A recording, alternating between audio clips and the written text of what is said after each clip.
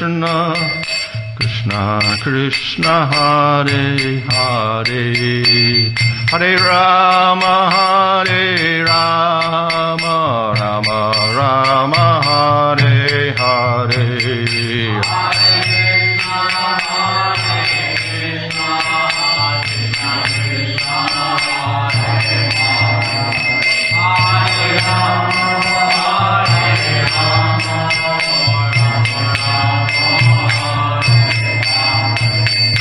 Hare Krishna, Krishna Krishna, Hare Hare, Hare Rama, Rama Rama, Hare Hare.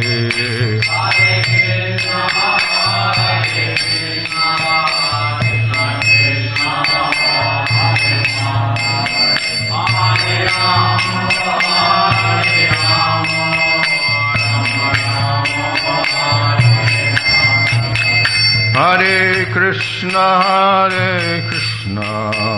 Krishna Krishna, Hare Hare, Hare Rama, Rama Rama, Hare Hare.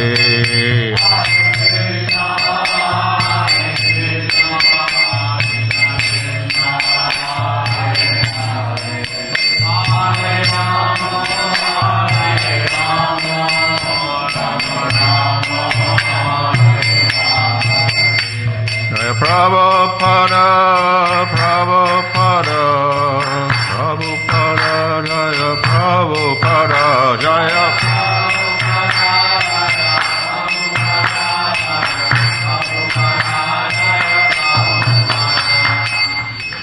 Om Namo Bhagavate Vasudevaya. Om Namo Bhagavate Vasudevaya. Om Namo Bhagavate Vasudevaya. Nama Om Vishnu Padaya Krishna Prasthaya Bhutale Shrimate Bhaktivedanta Swami Niti Namane Namaste Saraswati Deve Gauravani Prachadane Nirvashesha Shunyavadi Pastacha Desha Tadane Shri Krishna Chaitanya Prabhu Nityananda Sri Advaita Gadadhar Shivasudi Gaur Bhaktarinda Hare Krishna Krishna Krishna Hare Hare Hare Rama Rama Rama Hare Hare. Reading from Srimad Bhagavatam, Canto 2, Chapter 1, verse 31. Chandantasya siro grananti Damstrayama sneha kaladvijani Haso janon mada karichamaya Duranta sargo yat apanga moksha. Chandangsi, the Vedic hymns, Anantasya, of the Supreme, Sira, cerebral passage, Grananti, they say, Damstra, the jaws of teeth, Yama, Yamaraj, the director of sinners, Sneha Kala, the art of affection, Dvijani, the set of teeth, Hasa, smile, Jana Unmadakari, the most alluring, Cha, also Maya, illusory energy, Duranta, insurpassable, Sarga, material creation, Apanga, whose glance, Moksha, casting over.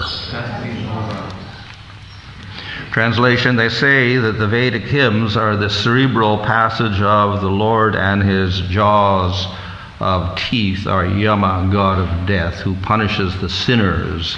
The art of affection is his set of teeth, and the most alluring, illusory material energy is his smile. This great ocean of material creation is but the casting of his glance over us. Purport: according to Vedic assertion, this material creation is the result of the Lord's casting a glance over the material energy, which is described herein as the most alluring, illusory energy. The conditioned souls who are allured by such materialism should know that the material temporary creation is simply an imitation of the reality, and that those who are captivated by such alluring glances of the Lord are put under the direction of the controller of sinners called Yamaraj. The Lord smiles affectionately, displaying his teeth.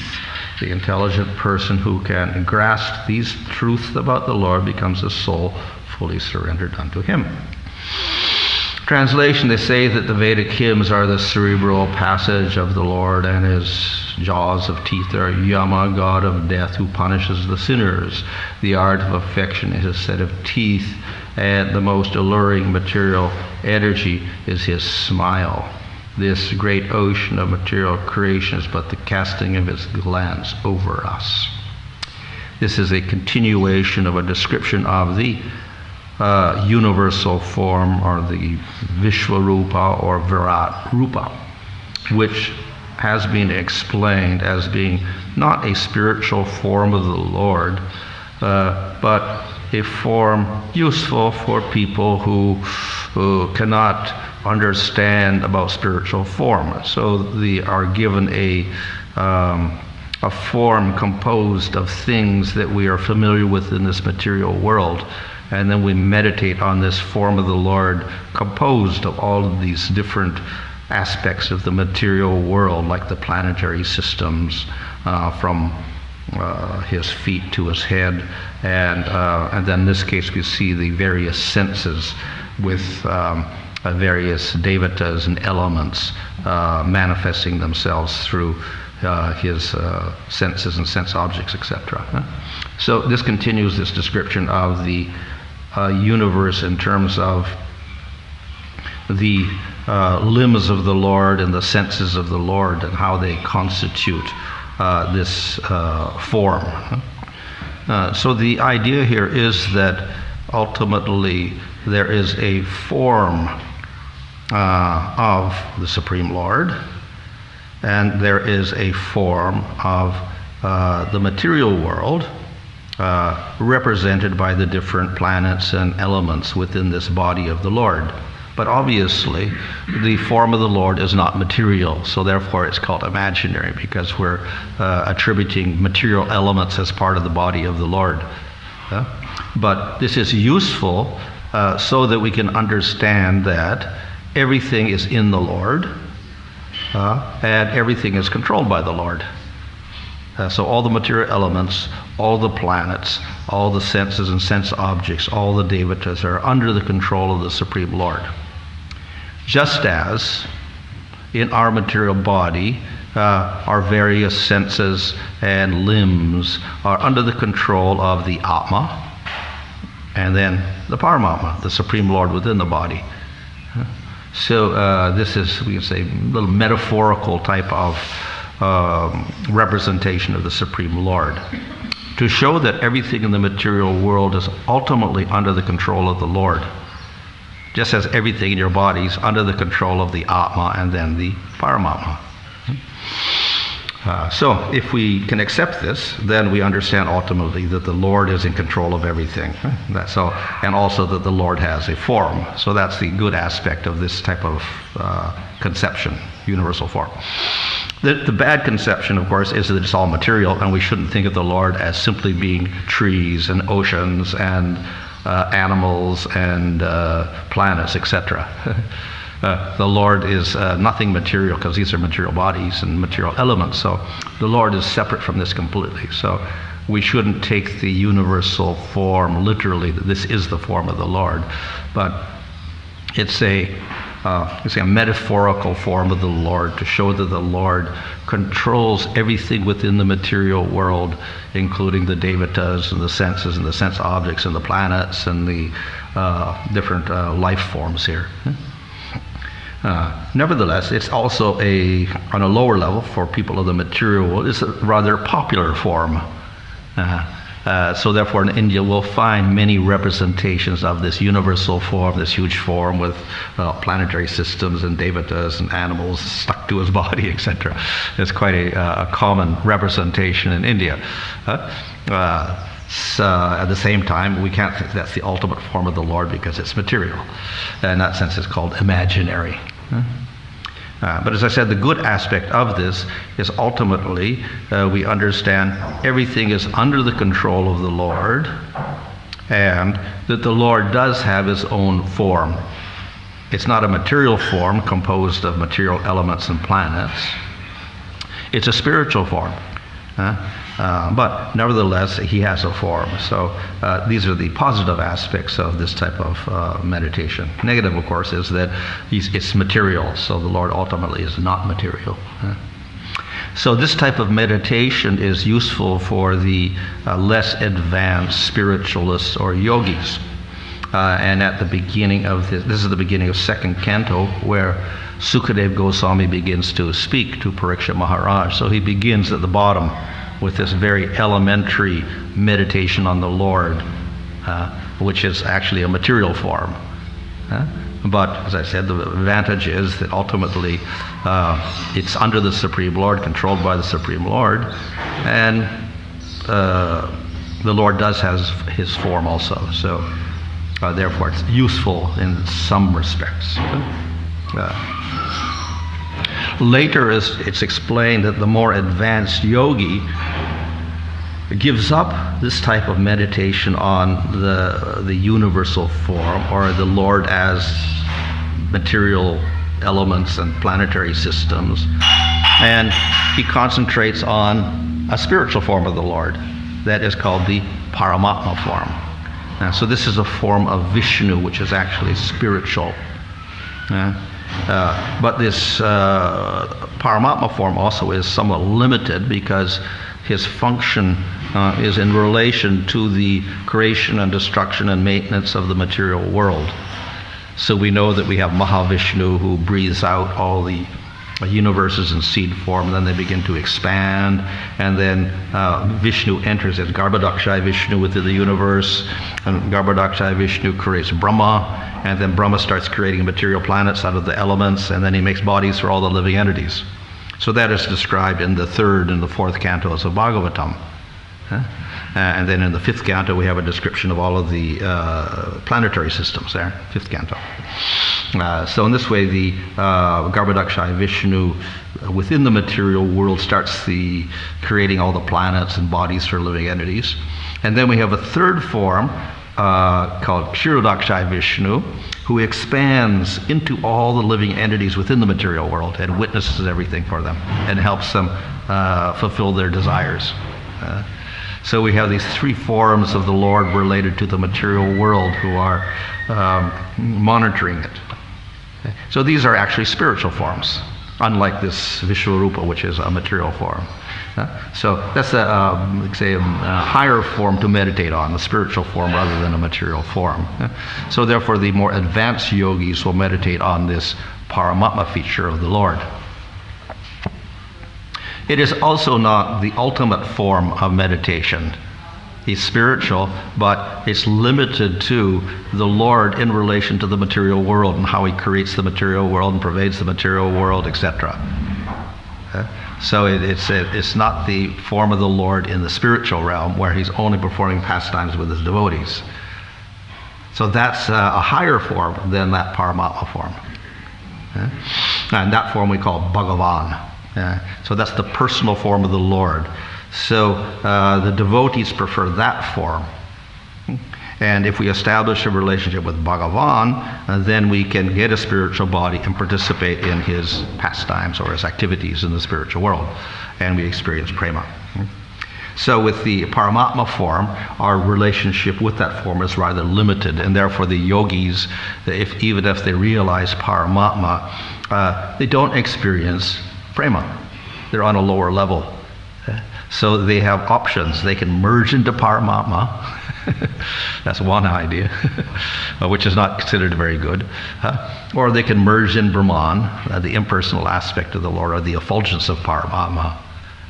So these are the options for the yogi who realizes Paramatma.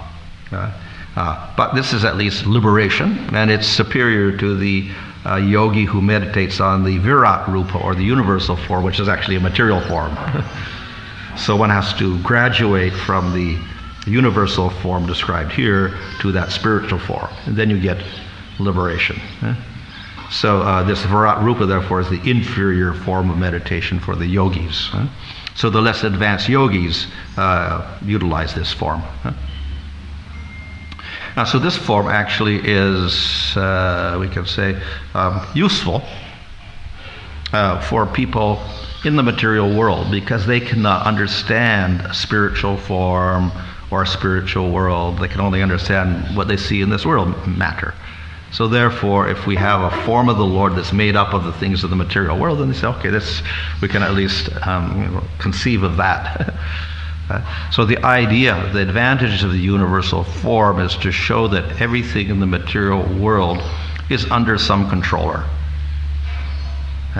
Just as everything in your body is under the control of the Atma, or the soul within the body. So all of these different things, like the devatas and the planetary systems, the material elements, the senses and the sense objects, etc., they're all under the control of Supreme Lord ultimately. So the universal form is more or less a representation of our body. We have our body with the Atma in it and the Paramatma, and then we have this whole universal form, which is everything in the universe made out of in a body. And it has senses, sense objects, devatas, etc., just like we have. So it's just a bigger form of us, so to speak, the whole everything in the universe. And then we stick all of the mountains and rivers and elements and senses and sense objects, everything you can see of the universe, the stars and the planetary systems and elements, you stick it all within this form, which looks like a human being with a head and eyes and senses and arms and feet, etc. But it's called material because it's made out of material things. It's not spiritual substance, it's a material substance. And it's called imaginary because this is not an actual form that exists. It's simply the whole material world, and we're putting it into a form like the human being, and then we stick all the senses and sense objects on that form, and the planetary systems on that form. So it is useful because it shows that there is a form of the Lord does have a form, even though it's not material, it's spiritual, and that everything in the material world is under the control of the Supreme Lord. So these are just as everything is under the control of the Atma in our body, so everything's under the control of the Supreme Lord in this body. So those are the useful aspects of this type of meditation. Right? This chapter is called The First Step in God Realization, so it begins at the bottom. So we meditate on the form of the Lord, but it's a form made out of material elements and material planets, etc. So this is a rather gross form of the Lord. But this is the beginning, the first step, first stage for people who don't have a concept of spiritual form. Let them meditate on the form of the Lord, made out of matter, but related to the Lord. So therefore it's elementary or first step.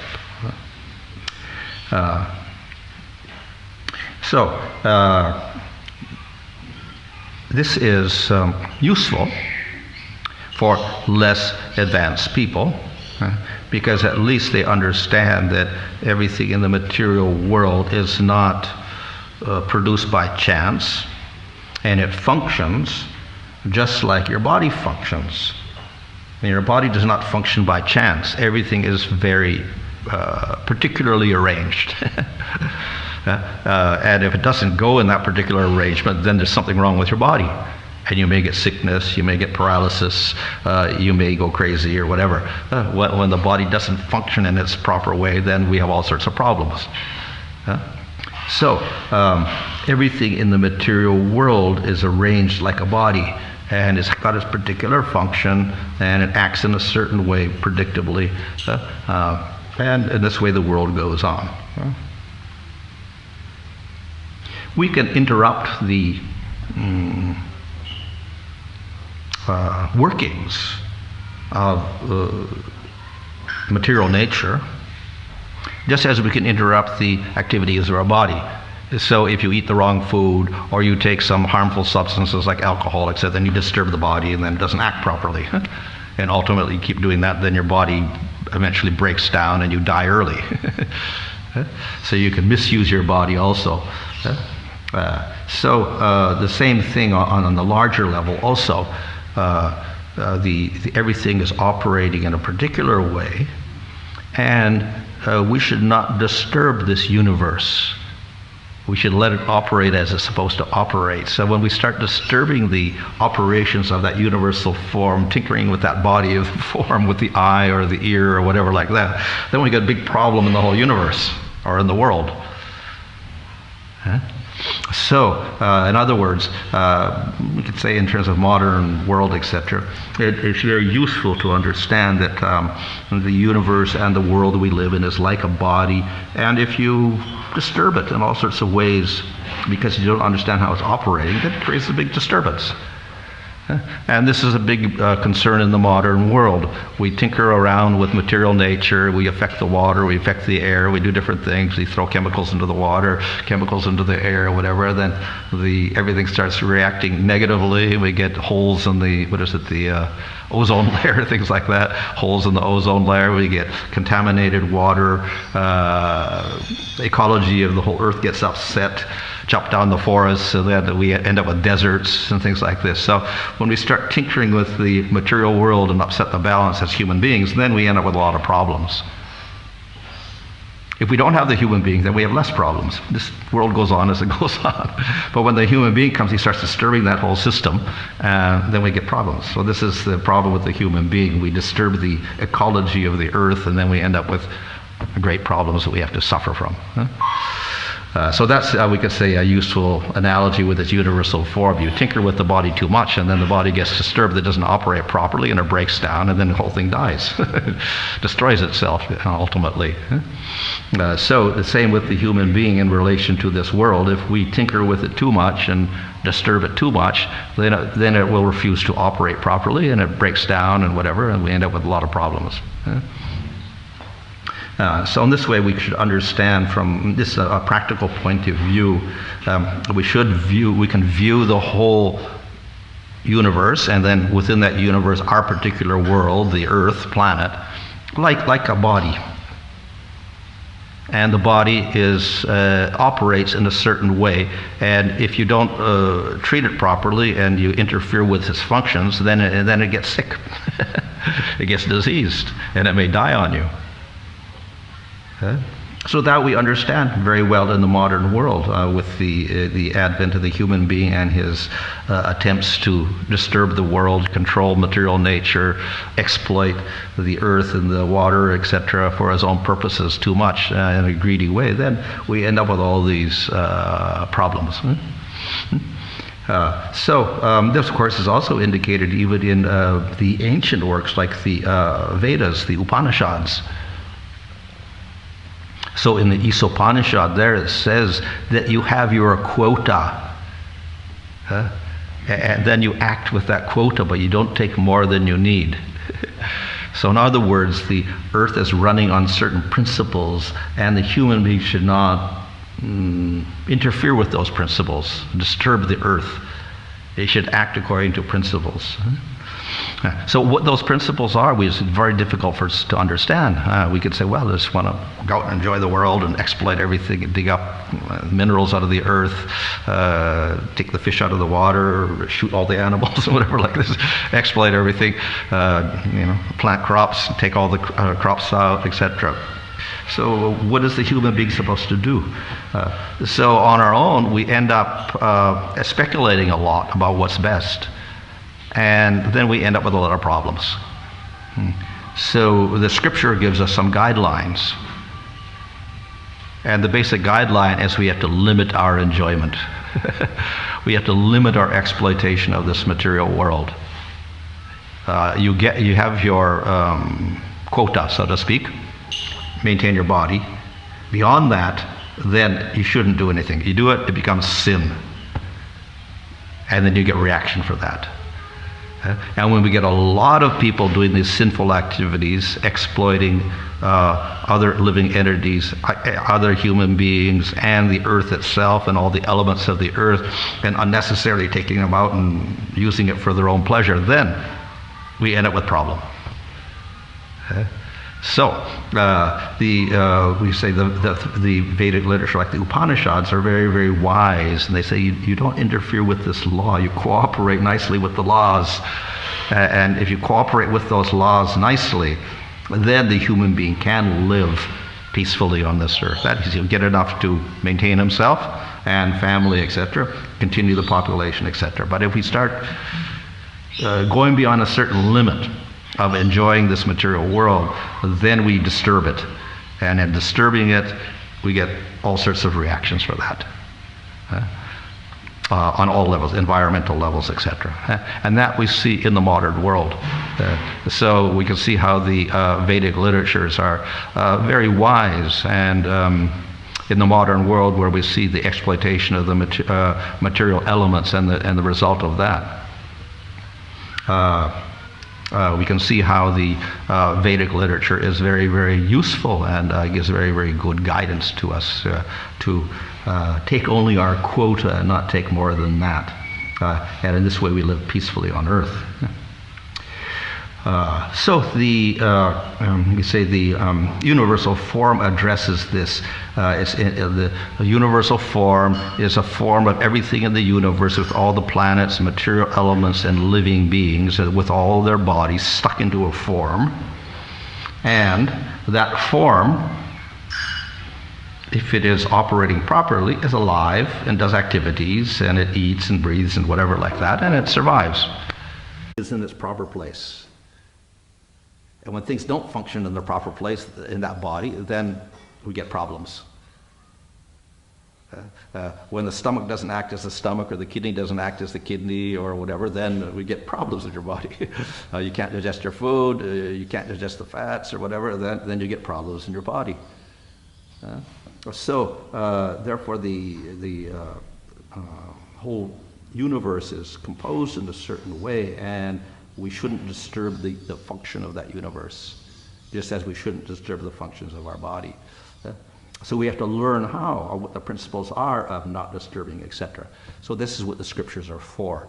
They tell us to limit our sense enjoyment activities. We're allowed sense enjoyment activities, but we have to limit it to a certain degree. We act within the limitation, then fine, body goes on nicely. We go beyond that limit, then our body reacts differently, and whole material universe body, that also gets bad effects. So one is the reflection of the other. We could say our human body is just like that whole universe, operates in the same way. You go to excess in this body, you end up with problems. We do things out of kilter in the whole universe, the universe gets problem, world gets problem, etc. And this is evident in the modern world. People can appreciate that. And serious people understand that we have to limit how we exploit the material world. When we start exploiting it to extremes, then we get a lot of environmental problems that can destroy the whole earth. So the Vedic literature's got some very good advice for us. The basic idea is we're allowed to take things out of this earth and for our survival, but we have to limit it. We don't take to excess. We get our quota, so to speak, as Upanishad says. And beyond that, we don't take. Then we can live peacefully on earth. And of course, the idea is that peaceful living means we limit ourselves and we don't make the purpose of our life to enjoy more and more of the material world and exploit more and more. But then we have another purpose. So we live peacefully, minimizing our wants here. But then we have the higher purpose, that's the spiritual purpose. So that's basically the idea behind the Vedas. Limit your material activities so that you don't upset the balance of the earth. Then you can continue living here, and as a human being, then we can get spiritual advancement. which is not there for animals or plants. So that's the special advantage of the human being, that we can advance spiritually. So that's the higher duty of the living entity beyond supporting this material body. So to support the material body, we limit that, and then we go on to the spiritual cultivation. Okay, any question there?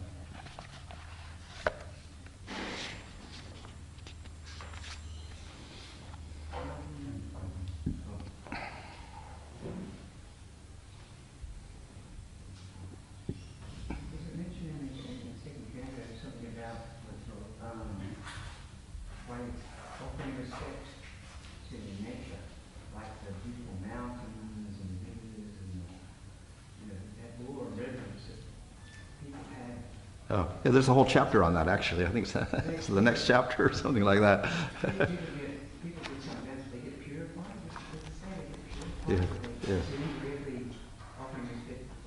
Yeah. Well, the question is, should we offer respect to the material elements or the things in this material world?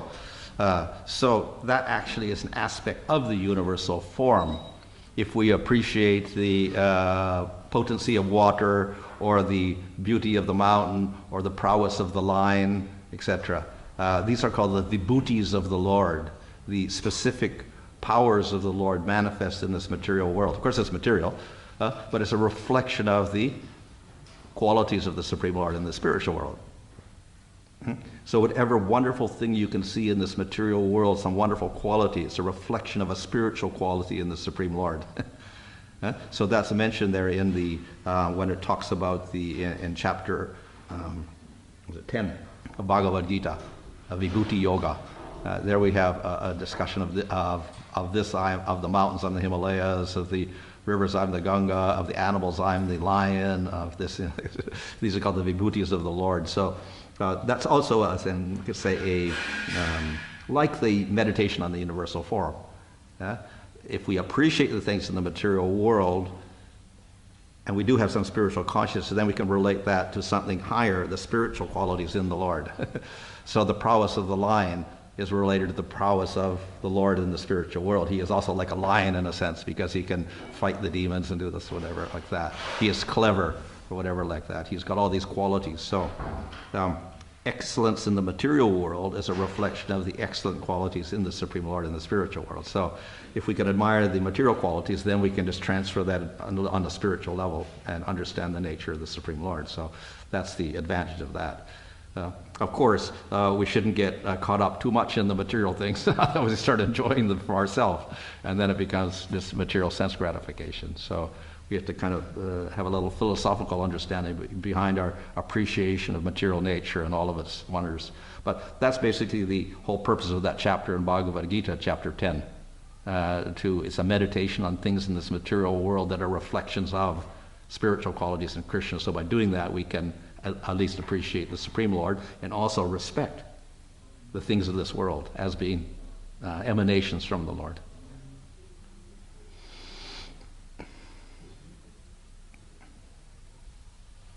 I don't think it's working.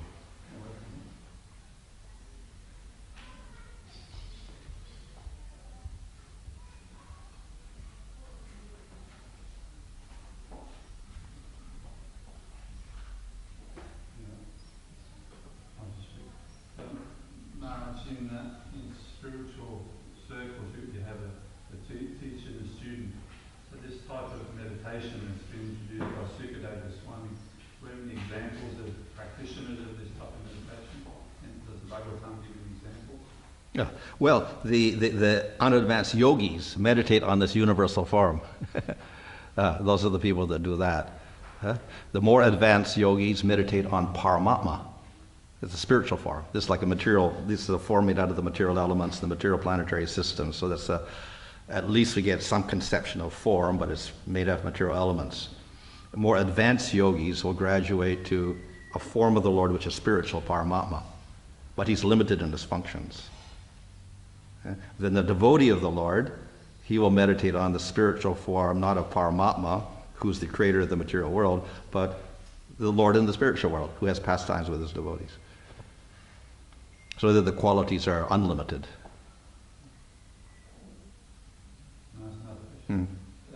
Towards the end of the lecture, you mentioned again this idea of being satisfied with our quotas. Yeah.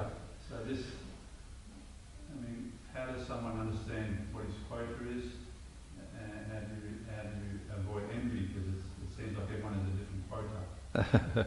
Well, yeah, according to karma, we have different quotas, which makes people a little unequal because some got a better quota than others. Nevertheless, even if we do have a quota, spiritually speaking, we should limit and maybe not go up to our quota anyway. If we got very good karmas, then we should not try to exploit our quota to its maximum. We should, in other words, simple living and high thinking, that's our motto. So as devotees, then, even if we have a good karma and good quota, we should not, let's say, utilize that to maximum. We should use it all for the engagement of Krishna's service. So that's the devotional aspect. Someone that's non-devotional, how do they understand what their quota is? If we attain things without too much effort, that would mean that we have good karma, and therefore our quota is, let's say, sufficient, you know. People who are actually born into wealthy families, for instance, they get some good karma, so their quota is a little more. People who are born in poverty-stricken families due to bad karmas, then they have a less of a quota, and then they have to struggle. But then, within this lifetime, we can kind of alter this a little bit by the actions we do now. So you can increase your quota. So even if you have bad karma to be born in a poor family, by operating within the laws of karma nicely, then you can actually increase your quota to the maximum you could ever get. And in this lifetime, you can utilize it to the maximum. So it's a little bit flexible also, but basically there is, according to karma, we have some limitations on it, but most people aren't even going up to their limitation. They're like at the bottom, and they're not even reaching their maximum quota even.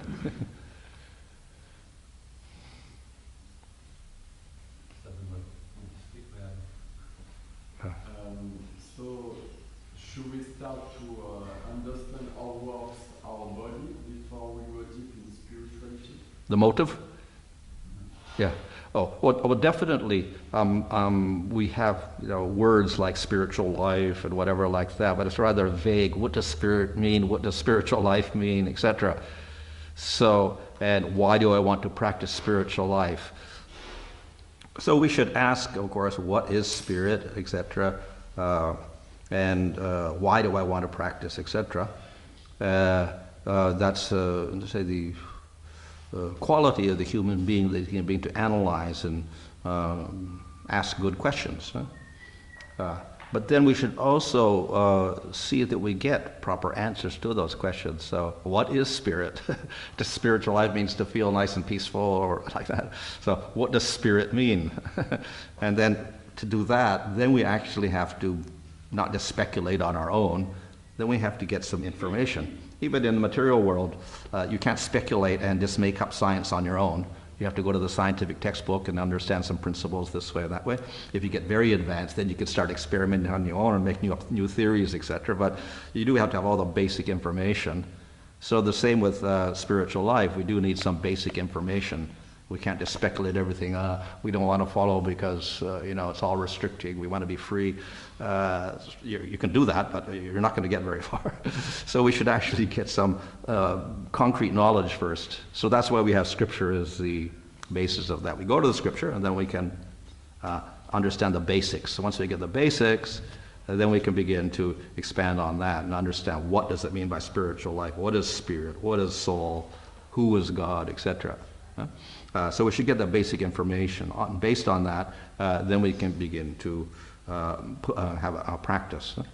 So we need some basic information first, and that will be provided by the Scriptures. Now, there are different types of Scriptures, and there's many Scriptures in the whole world, so which Scripture am I going to choose? That's free will of the individual, of course. And then if we choose Veda, path of the Vedas, even there's a wide variety of literature, and have extremely different processes and extremely different goals. So it looks like they're going off in different directions. Ultimately, they are guided towards one goal, but it's like step by step, so it doesn't look like they're the same. They look quite different. So we have Karma Yoga, we have Gyan Yoga, we have Astanga Yoga, and we have Bhakti Yoga, and they look quite different. But they're meant to be like a progressive path from one to the other gradually until we get to Bhakti Yoga. So ultimately we do have to understand what is the final goal, and then based on that we choose the process. And once we choose the process through Scripture, then we can begin to develop ourselves spiritually. But we need that basic knowledge first. So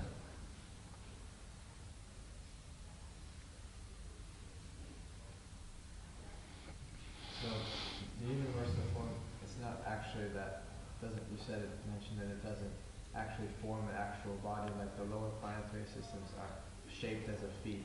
Yeah. Like the upper planetary system shaped like a head. Yeah, it's the feet because it's the lowest and the head's the highest. In that sense, it's we don't actually see the head, but then we do have the eyes in the form of the sun, and the deity of the sun is the eyes because he's in charge of light and vision, etc. So therefore, the sun is there like that. They're also like symbolic. It's a symbolic form, more or less. Yeah, but it can actually materialize in one sense because Krishna showed the universal form to Arjuna. So it wasn't illusory as such, that because the Lord can do anything he wants, so he can make a form out of all the planetary systems, etc., and make a form with all the devatas and the demons and the elements and the planetary systems stuck on that body.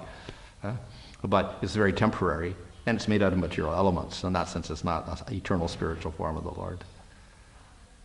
That's what I was going to ask that also, that is the connection between this universal form and the universal form shown to Arjuna. Yeah. It actually was like a form shaped as a body? Yeah. So the Lord can do the impossible. He can take everything in the material world and stick it into a form. At the same time, it's out there. Simultaneously, it's still sitting there. So the sun is still up in the sky, but you can have a universal form with the sun and all the planets in it also simultaneously, and show that to Arjuna, because he can do such a thing. We cannot do that. So Supreme Lord can do that. Nevertheless, apart from the Lord showing that form, then it's more or less an imaginary form that the yogis use for their meditation to gradually understand there is a form behind everything in this world.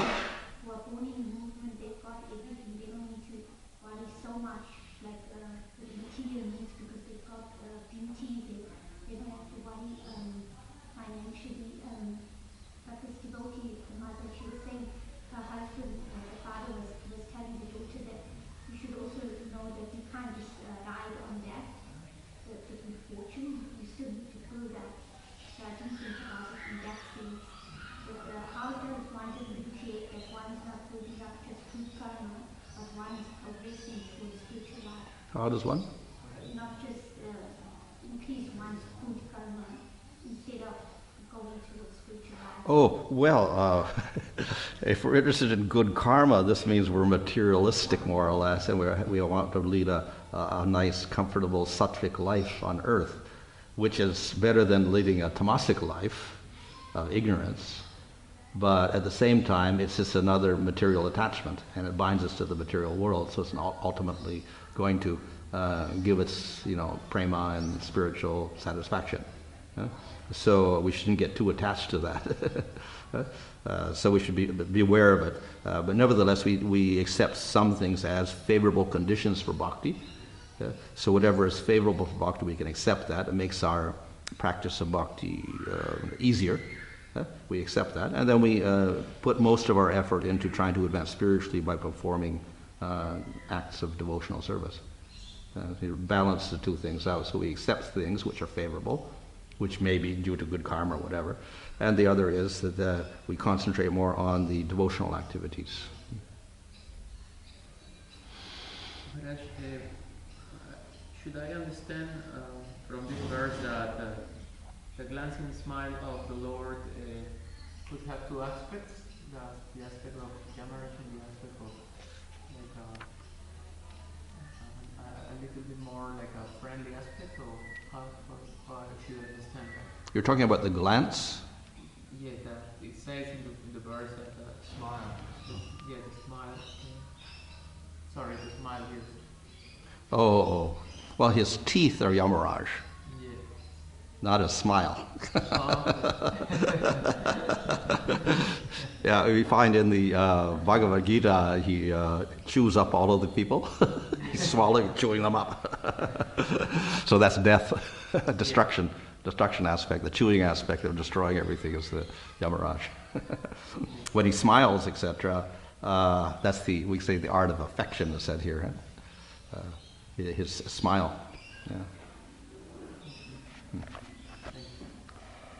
Huh.